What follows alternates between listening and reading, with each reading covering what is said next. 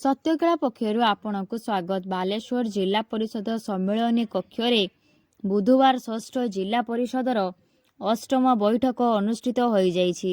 एथिरे जिला परिषद अध्यक्ष नारायण चंद्र प्रधान अध्यक्षता करथिले। प्रारंभ रे पूर्व बैठकर आलोचना और कार्यकारिता विषय रे विवरणी प्रदान होइतिला। पूर्व बैठक रे सिद्धांत अनुसार चलित बैठक रे जिल्लार समस्त ब्लॉक रो वीडियो माने उपस्थित रहिबा कथा कुहा जाइतिला।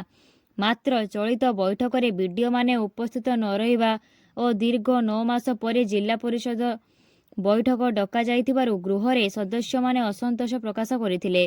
चलित 8म बैठक रे पंचायत समितिर विकासमूलक योजना जीआईए विकसित गाँ विकसित ओडिशा और समस्त उन्नयनमूलक कार्यक्रम रे पंचायत जनप्रतिनिधि भूमिका उपर आलोचना होइतिला।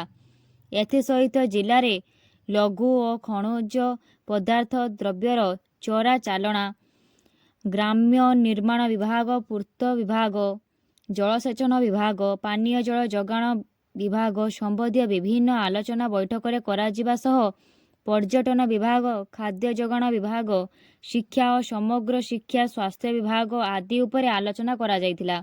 एही बैठक रे बालेश्वर सांसद प्रताप चंद्र षडंगी, भोगराई विधायक गौतम बुद्ध दास, बस्ता विधायिका सुभाषिनी जेना, जलेश्वर विधायक अश्विनी पात्र, नीलगिरी विधायक संतोष खटुआ, रेमुणा विधायक तथा सरकारी दलर उपमुख्य सचेतक गोविंद दास, शिमुलिया विधायक पद्मलोचन पंडा, सौर विधायक माधव धड़ा, जिला परिषद उपाध्यक्षा अनुसुया प्रधान, जिलापाल सूर्यवंशी मयूर विकास, जिला परिषद मुख्य कार्यनिर्वाही अधिकारी संजय राउत समेत समस्त जिला परिषद सभ्य सभ्या, ब्लॉक चेयरमैन, समिति सभ्य माने उपस्थित थिले। धन्यवाद।